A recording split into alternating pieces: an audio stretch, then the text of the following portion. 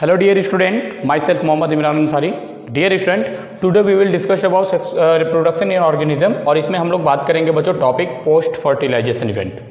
जैसा कि आप लोगों को पता है कि सेक्सुअल रिप्रोडक्शन रिलेटेड इवेंट हम लोग पढ़ रहे थे, यानी लैंगिक जनन संबंधित हम लोग घटनाएं पढ़ रहे थे, जिसमें 3 प्रकार की घटनाओं के बारे में मैंने आपको बताया था।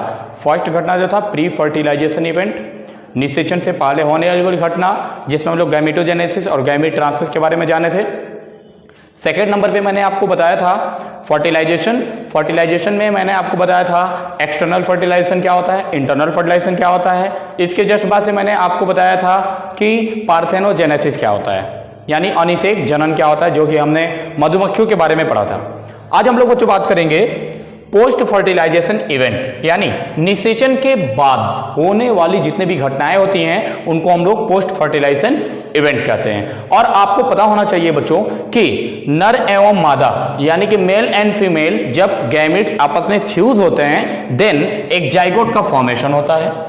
अब जाइगोट 2 से 4, 4 से 8 तक जाएगा, देन एम्ब्रियो का फॉर्मेशन करना शुरू कर देता है। 4 से 8 16, 32, 64, 128, 256, 512 एंड 1024 एंड सो ऑन। और इसके आगे भी ये बनता रहता है और उसके बाद से एक एम्ब्रियो के बाद से एक छोटे से नए संतान की जन्म हो जाती है, यानी ऑफ स्प्रिंग एक जन्म ले लेता है। ऑफ स्प्रिंग का मतलब होता है बच्चों बच्चा होता है, ठीक है ना, यानी कि एक शिशु। समझिए ध्यान से, एक बार और मैं बता दे रहा हूं, पोस्ट फर्टिलाइजेशन का मतलब होता है निषेचन के बाद होने वाली घटना। आपको मैंने बताया था निषेचन क्या होता है, जब male gametes and female gametes यानी नर युग्मक और मादा युग्मक आपस में क्या होते हैं, आपस में आके मिल जाते हैं। मिलने के बाद से आप देख सकते हैं जाइगोट बनता है एंड जाइगोट के बाद से एम्ब्रियो के बाद से एक ऑफ स्प्रिंग बन जाता है। समझ में आ गया? ये एक लंबी प्रोसेस होती है, बहुत लंबी घटना होती है। इसको होने में अगर ह्यूमन बीइंग का बात किया जाए, मनुष्य का बात किया जाए, तो इसमें फीमेल्स के अंदर 9 मंथ लग जाता है, यानी 9 महीना लग जाता है, तब जाके एक बेबी पूरी तरह से डेवलप करके जन्म लेता है। ठीक है बच्चों, तो इतना बात आपको पता होना चाहिए। इसके बाद से बच्चों अब देखिए ऑफ स्प्रिंग जैसे ही बनता है तो 2 तरीके से ये जन्म ले सकता है। या तो वो जो अंडे देने वाले जीव हैं वो अंडे के द्वारा उसको पैदा करेंगे, या जो ह्यूमन बीइंग है या और कोई भी जानवर है वो अपने शरीर को डायरेक्ट, अपने शरीर से डायरेक्ट उस बच्चे को पैदा करेंगे। तो इस प्रकार से इसको 2 भागों में बांटा गया है। एक होता है बच्चों ओविपेरस मतलब होता है अंडप्रजक। ध्यान समझिएगा, अंडप्रजक क्या होता है, ओविपेरस क्या होता है, ऐसे ऑर्गेनिज्म मींस दोज ऑर्गेनिज्म जो क्या देते हो, अंडों को देते हो, लेइंग एग मतलब ऐसे जीव जो अंडे को देते हो, फिर वो अंडे से क्या होते हो, बच्चे निकलते हो, ऐसे जीव को बच्चों कहा जाता है oviparous. For example you know very well hen, ठीक है, हैन हो गया, क्रो हो गया एंड इटीसी, बहुत सारे और भी होते हैं, ठीक है, एंड सो ऑन। अब इसके बाद से आप देखोगे जो बच्चों इनका एग होता है, एग यानी कि जो अंडा होता है, ये इसका जो ऊपर का जो खोल होता है, जो कवर होता है, वो बच्चों कैल्शियम कार्बोनेट से मिलकर बना होता है।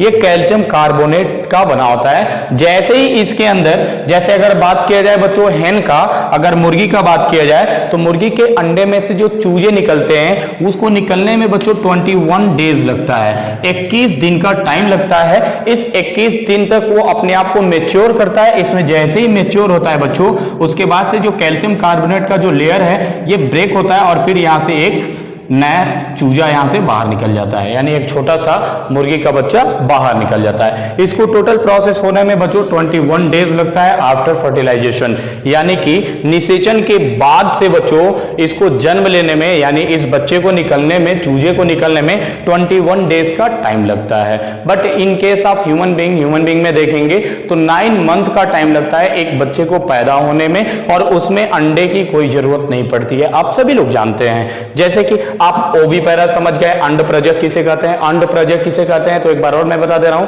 अंडप्रजक ऐसे जीव होते हैं जो अपने शरीर से अंडों को देते हैं। उन अंडों से मेच्योर अंडा जब हो जाता है उसके बाद से उसमें से बच्चे निकलते हैं। ऐसे जीव को बच्चों कहा जाता है अंडप्रजक, यानी कि ओविपेरस।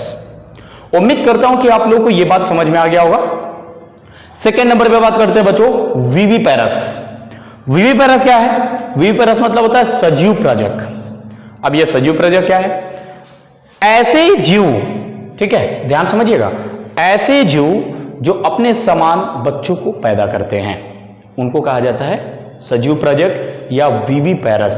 यानी those organism which give birth, ठीक है, सिमिलर ऑफस्प्रिंग, मतलब अपने जैसे, अपने समान बच्चे को जो पैदा करने की क्षमता रखते हैं, जो बच्चों को पैदा करते हैं, उन्हें विविपेरस कहेंगे या सजीव प्रजक कहेंगे। For example, you know very well human being, human हो गया, डॉग हो गया, etc, और भी बहुत सारे जीव आ जाएंगे। तो ये सब क्या है बच्चों? ये सजीव प्रजक है, यानी अपने शरीर से बच्चों को पैदा करते हैं, इनमें जो फीमेल्स होती है।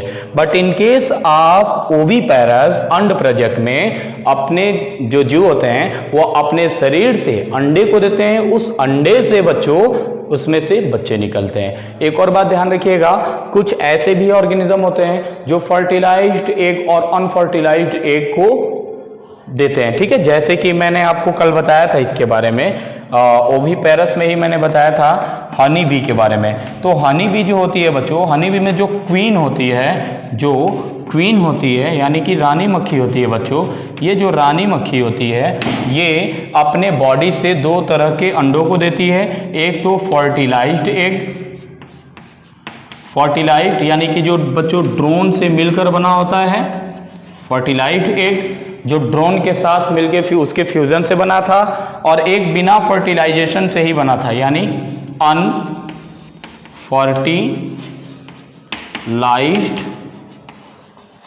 एग, यानी दो तरह को ये अंडों को देती है। समझ में आ गया? तो इस बात को आप लोग याद रखिएगा।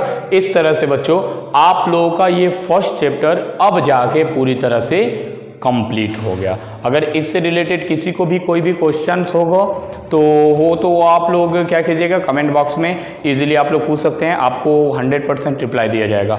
इससे मेरा बच्चों, इससे रिलेटेड मेरे 2 क्वेश्चंस हैं, आप उसको रिप्लाई जरूर दीजिएगा। आप पहले ये बताइए कि निषेचन संबंधित कितनी घटनाएं होती हैं, ठीक है, मेरा पहला क्वेश्चन।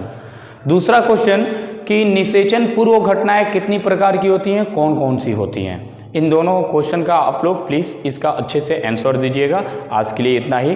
कल से हम लोग बच्चों न्यू चैप्टर को स्टार्ट करेंगे, तो प्लीज़ आप लोग सभी लोग उसको केयरफुली समझिएगा और उसके बारे में नोट्स बनाइएगा। कोई प्रॉब्लम होगा तो आप लोग पूछ सकते हैं। आज के लिए इतना ही। Thank you for watching this video.